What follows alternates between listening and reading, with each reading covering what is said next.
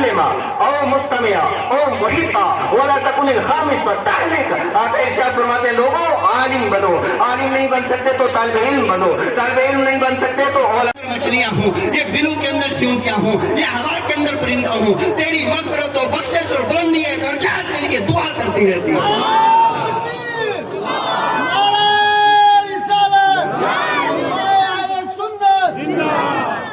اب یہ جتنے بھی مکتب پڑھانے والے، یہ مدرسے کے معلمین، آپ حضرات سے تھوڑی توجہ اور ایک حدیث آپ حضرات تک میں پہنچانا چاہتا ہوں. میں آپ سے پوچھنا چاہتا ہوں، میں نے ابھی عرض کیا اتنا بڑا عہدہ ہو، ریٹائرمنٹ کے بعد اس کو کوئی دیکھتا نہیں ہے. ہم نے ایم پی او کو اپنی آنکھوں سے دیکھا، ہم نے ایم ایل اے کو اپنی آنکھوں سے دیکھا، ہم نے ایم ایل سی لوگوں کو اپنی آنکھوں سے دیکھا، ہم نے بڑے بڑے افسروں کو دیکھا ہے کہ جس وقت لوگ ادھر سے آئے لوگ راستہ بدل کر کے نکل گئے. لیکن بڑے عالم یہ جب عالم دین بن جاتا ہے، بس اس کا صرف عالم دین بننا ہے، اس کے بعد یہ کبھی ریٹائر نہیں ہوتا. عالم کبھی ریٹائر نہیں ہوتا. کیوں؟ عالم کا کام کیا ہے؟ حق کہنا عالم کا کام، سچ کہنا عالم کا کام، حدیث پڑھانا عالم کا کام، تفسیر پڑھانا عالم کا کام، فقہ پڑھانا عالم کا کام ہے. اور یہ عالم دین وہ ہے جو لوگوں کی رہبری کرتا ہے، رہنمائی کرتا ہے. اور یہ رہبری رہنمائی کب تک کرے گا عالم؟ اور اسٹیج پہ تھوڑا سا برتن چاہیے. یہ جو آپ پڑھائیں گے یہ کب تک پڑھائیں گے؟ جامعہ انوار میں مفتی شبیر صاحب پڑھائیں گے کب تک؟ انشاءاللہ. یہ ابھی داڑھی کالی ہے، اس کے بعد تھوڑی کالی اور تھوڑی سفید میری طرح ہوگی، اس کے بعد پوری سفید ہوگی انشاءاللہ تعالی. آخری ٹائم تک یہ مسجد کے اوپر بیٹھے بھی رہیں گے، قوم کو سیراب کرتے بھی رہیں گے. دنیا میں بھی ریٹائرمنٹ نہیں ہے. آگے سنو، اللہ تبارک و تعالی ہمیں اور آپ سب کو جنت عطا فرمائے. اس کے خزانے میں کیا کمی ہے؟ ہم جیسے مکموں کو بھی دے دے. اب جنت کے اندر کوئی آئی ایس نہیں، کوئی آئی پی ایس نہیں، کوئی کے ایس نہیں، کوئی ڈاکٹر نہیں، کوئی ماسٹر نہیں. اس لیے کہ ڈاکٹر وہاں اس لیے نہیں ہوں گے کہ بیماریاں. آئی پی ایس آئی ایس اس لیے نہیں کہ وہاں کا نظام ان کے ہاتھ میں نہیں، وہ نظام کسی اور کے دست قدرت میں ہے. اب وہاں پہ اب میں آپ سے پوچھنا چاہتا ہوں، جنت کی سب سے بڑی نعمت کون سی؟ جنت کے اندر بڑی نعمتیں ہیں نا. قرآن کہتا ہے وَلَا عَيْنٌ رَأَتْ وَلَا أُذُنٌ سَمِعَتْ. کسی آنکھ نے اس طرح کی نعمتیں دیکھی نہیں، کسی کان نے اس طرح کی نعمتیں سنی نہیں. وہ نعمتیں جنت کے اندر ہوں گی. اب اس جنت کے اندر آپ پہنچیں گے تو اس جنت کے اندر سب سے بڑی نعمت کون سی ہوگی؟ اللہ تعالیٰ کا دیدار. بولو کس کی دیدار؟ کس کا دیدار؟ اور اللہ تعالیٰ کا دیدار ہر جمعے کو، جنتیوں کو. اب یہاں بھی اختلاف ہے جی اللہ تبارک و تعالیٰ کا دیدار کیسے ہوگا؟ کیونکہ کوئی آنکھ اس کا احاطہ نہیں کر سکتی. مجھے سب سے اچھا جواب ان علماء کا ملا جنہوں نے یہ ارشاد فرمایا کوئی بات نہیں صبر کرو جب دیکھیں گے بتا دیں گے. جب دیکھیں گے بتا دیں گے کیسے دیدار ہوتا ہے. بس یہ حق ہے کہ ہم اللہ کا دیدار کریں گے. اب جب اللہ کا دیدار ہوگا نا رب قدوس ارشاد فرمائے گا آئے ہائے توجہ ہے بیدار ہیں. رب فرمائے گا جنتیوں کون سی نعمت چاہیے؟ جنتی چپ. کون سی نعمت چاہیے؟ کون؟ یعنی دنیا کا ڈاکٹر چپ، انجینئر چپ، آئی پی ایس چپ، آئی اے ایس چپ، کے ایس چپ، مستری بھی چپ، مزدور بھی چپ، مسافر بھی چپ، اور تاجر بھی چپ، سیٹھ بھی چپ، مالدار بھی چپ. جس وقت سارے کے سارے چپ ہوں گے یا اللہ جنت میں ساری نعمتیں کیا مانگے؟ اس وقت مسجد کے اوپر مفتی شبیر صاحب بیٹھے ہوں گے. اس مسجد کے اوپر حافظ سکندر صاحب، مفتی سکندر صاحب بیٹھے ہوں گے. اس مسجد کے اوپر یہ ہمارے جتنے علماء اسٹیج کے اوپر یہ چمکتے چہرے آپ کو نظر آ رہے ہیں. ارے واہ یہ وہ مسند ہے جو جامعہ انوار العلوم کے اندر بھی، رضویہ سلطانیہ کے اندر بھی، حسینیہ جیلانیہ کے اندر بھی یہ وہ مسند ہے جو دنیا کے اندر بھی سجے گی. یہ وہ مسجد ہے جو جنت کے اندر بھی سج کر کے رہے گی.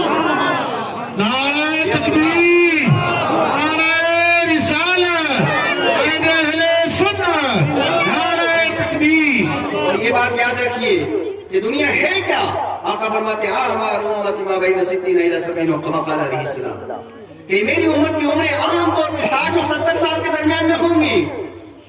پھر دنیا کو جب کسی کو کرسی مل جاتی ہے، ایم پی کی کرسی 5 سال، ایم ایل اے کی کرسی 5 سال، اور اس کے علاوہ جو آئی P S I A S کی کرسی کتنے سال؟ مجھے تو پتہ نہیں، 20 سال 30 سال عمر کے حساب سے۔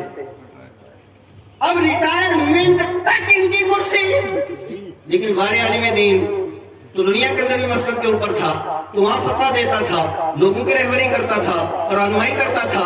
جنت کے اندر بھی اللہ تعالیٰ اسے مسند بھی دے گا، اسے کرسی بھی دے گا، اور جس وقت ارشاد فرمائے گا میرے بندوں مانگو کیا مانگنا چاہتے ہو، تو یہ سارے لوگ ان مفتیوں کے پاس آئیں گے۔ جنت کے اندر ان مفتیوں کے پاس آئیں گے، علماء کے پاس آئیں گے، اور آ کر کے کہیں گے کہ اللہ تبارک و تعالیٰ کی رحمت جوش پہ ہے، اب ہم کیا مانیں؟ تو یہ حافظ سکندر صاحب، یہ ہمارے علماء کرام وہاں جنت کے اندر بھی لوگوں کی رہنمائی کریں گے، وہاں بھی ان کا پروٹوکول اللہ نے محفوظ رکھا۔ حضرات گرامی وقار، اس لیے میرے آقا نے ارشاد فرمایا لوگوں عالم بنو۔ اور پھر میں اگلی بات آپ سے عرض کروں گا، لوگ کہتے ہیں جی دیکھو مدارس نے قوم کو کہہ دیا ہے، اور یہ مدرسہ کب قائم ہوا؟ تو میرے آقا فرماتے ہیں مجھے معلم بنا کر کے بھیجا۔ آقا کریم علیہ السلام نے مدینہ منورہ ہے، حضور علیہ السلام جب مدینہ منورہ گئے، نہ حضور نے پراپرٹی بنائی ہے، نہ حضور نے دکان کھولی ہے، نہ نبی پاک علیہ السلام نے محل بنایا ہے۔ مدینہ منورہ سب سے پہلے جا کر کے آقا کریم علیہ السلام نے جو تعمیر کی ہے، اللہ کے گھر کی مسجد کی تعمیر کی ہے، مسجد کی تعمیر کی ہے۔ بھائی اتنا ہی کافی، کیونکہ ہماری قوم کو الحمدللہ مساجد کا احترام بھی ہے، اہتمام بھی ہے۔ مسجد کے اندر کیا ہونا چاہیے؟ ماربل ہونا چاہیے۔ مسجد کے اندر کیا ہونا چاہیے؟ مینار ہونا چاہیے۔ مسجد کے اندر جناب بہت اعلیٰ قسم کی فانوس ہونی چاہیے۔ مسجد کے اندر چٹائیاں نہیں، آپ قالینیں ہونی چاہیے۔ لیکن مسجد کے اندر امام کیسا ہونا چاہیے؟ بھائی امام تو المونیم کا ہونا چاہیے یا پلاسٹک کا ہونا چاہیے؟ یہ ہے ہماری قوم کی سوچ۔ ماربل لگا دیں گے، امام کیسا ہونا چاہیے؟ المونیم کا ہو، جو نہ کھائے نہ پیے نہ رہے، نہ اس کی کوئی ضروریات ہے، نہ اس کے بیوی ہے، نہ اس کے بچے ہیں۔ بھائی قوم مل کر کے دعا کرو یا اللہ جبریل امین کو بھیج دے ہماری مشکلیں دور ہو۔ لیکن رب کا بھی جواب ہوگا نا، مینار تم بناتے ہو، گنبد تم بناتے ہو، ماربل تم لگاتے ہو، کروڑوں تم خرچ کرتے ہو، نالائق کہیں گے امام کو تنخواہ کیوں نہیں دے سکتے؟ بہت اچھے، یہ ادھر سے تھوڑی آواز ہے، ادھر سے بالکل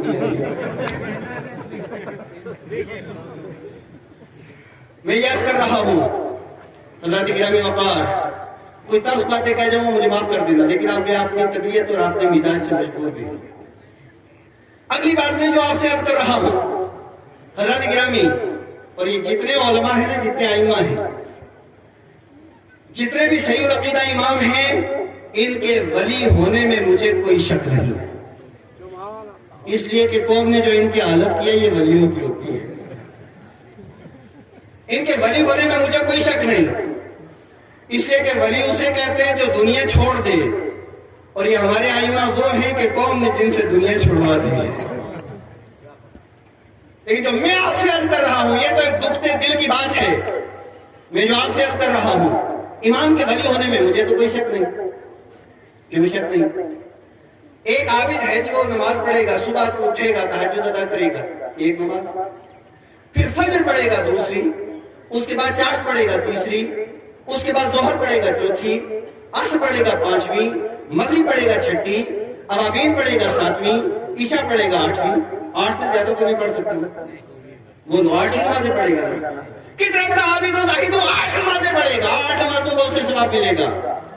لیکن وارے عالم دین، وارے حافظ قرآن، وارے امام، جب یہی امام مصلی امامت کے اوپر کھڑا ہوتا ہے، اس کے پیچھے 100 آدمی، 200 آدمی، 400 آدمی، 1000، 2000، 4000 اور 4000، 5000 لوگوں کو اللہ تعالیٰ جتنا ثواب عطا فرماتا ہے، اتنا ثواب اللہ تعالیٰ امام کو عطا فرماتا ہے،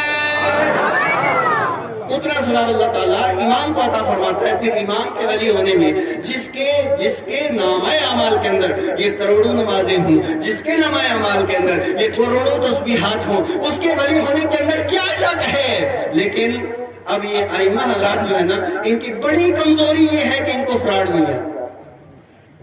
الٹے سیدھے تعویذ لکھو، لوگوں کو خوابنامے گڑھ کر کے سناؤ، اور ان اماموں کے پاس اگر حافظ سکندر صاحب کے پاس کوئی بندہ آئے گا نا اور آ کر کے کہے گا حضرت بڑی مجبوری ہو گئی ہے، آپ کیا کریں؟ حافظ سکندر صاحب کہیں گے حدیث شریف میں آیا ہے جس وقت موجوں کی طرح بلائیں آ جائیں نا اور بارشوں کی طرح وبائیں آ جائیں نا، تو اللہ کے پیارے محبوب علیہ السلام ارشاد فرماتے ہیں دو کام کرو، ایک صدقہ دو ایک دعا کرو، صدقہ دو اور، لیکن ہماری قوم وہ ہے نہ ان کو صدقہ سمجھ میں آتا ہے نہ ان کو دعا سمجھ میں آتی ہے۔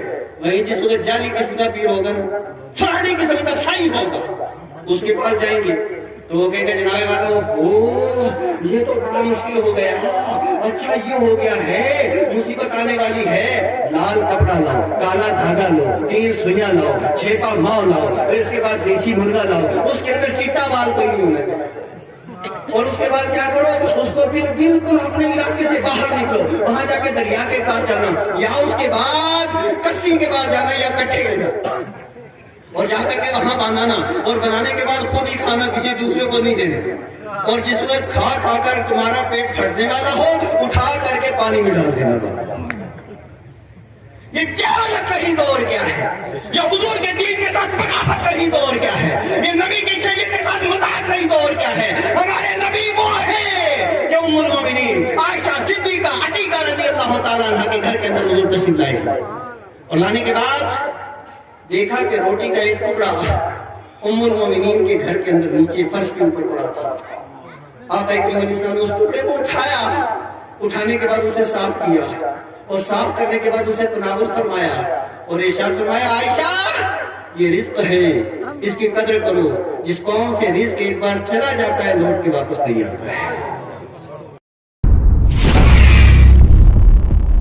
بسم اللہ الرحمن الرحیم۔ اللہ کا بڑا شکر احسان ہے کہ پچھلے تقریباً 1 مہینے سے ہم جامعہ انوار العلوم کا جو سالانہ اجلاس ہوتا ہے بنام رحمت عالم کانفرنس، اس میں ہم محنت کر رہے تھے، لوگوں کو پیغام دے رہے تھے، تو ہم نے جو عوام تک پیغام پہنچایا تھا اس میں لوگوں نے بڑا تعاون کیا ہے، علماء کرام، ائمہ کرام، سادات کرام، نوجوان، جتنی ہماری نوجوان ٹیم ہے پونچھ شہر کے اندر، گاؤں شہر سے دیہات سے جتنے لوگ آئے ہیں لنگر میں تعاون کیا، کھڑے رہے، خاص کر کے آج جلسے کو آ کر کے کامیاب بنایا، علماء کرام کے بیعت ہوئے ہیں اور 28 بچوں کی دستار بندی کی گئی مختلف شعبہ جات سے، بہت ہر ممکن جو ہے جن لوگوں کو پتہ چلا انہیں تعاون کیا۔ ہم ایک تو سب کو شکریہ ادا کرتے ہیں اور پیغام دیتے ہیں کہ آپ اس سے وابستہ رہیں، ملک کی جو امن و سلامتی ہے وہ ہمارے سب کی مذہبی اور اسلامی تعلیم حاصل کرنے میں ہے، اس سے کہ مذہب نہیں سکھاتا ہے آپس میں بیر رکھنا، ہندی ہی ہم وطن ہے، ہندوستان ہمارا جو یہ اسلام کا پیغام وہ یہی ہے کہ ملک کے اندر امن سے رہا جائے، سکون سے رہا جائے اور باہم ربط سے رہا جائے، کسی کے ساتھ زیادتی نہ ہو، ناانصافی نہ ہو۔ مدارس سے فارغ ہونے والے طلباء، علماء، حفاظ کا یہی کام ہے۔ کتنے خوش نصیب ہیں وہ لوگ جن کے بچے یہاں پر آئے جو ٹوٹی چٹائی پہ بیٹھے، روٹی سوکھی کھائی، لیکن حافظ بنے، قاری بنے، عالم بنے اور 30 سپارے پورے قرآن پاک کو سینے میں محفوظ کیا۔ یہ پیغام ہم دے رہے ہیں کہ اپنے بچوں کو آپ دینی تعلیم سے مالا مال کرنے کے لیے آپ مدارس سے اہل سنت خاص کر کے جام نولا بھیجیں۔ اس موقع پر علماء کرام نے دعائیں بھی کی ہیں اور پیغام یہ دیا ہے کہ اللہ تعالیٰ کے بارگاہ میں دعا کی جائے کہ تمام باشندگان ملک رہیں سکون سے، آرام سے، ظلم، زیادتی، پریشانی، ہر طرح کی بیماری مصیبت سے سارے باشندگان ملک ہندوستان محفوظ رہیں اور اللہ تعالیٰ سب پر رحمت کی برسات نازل فرمائے۔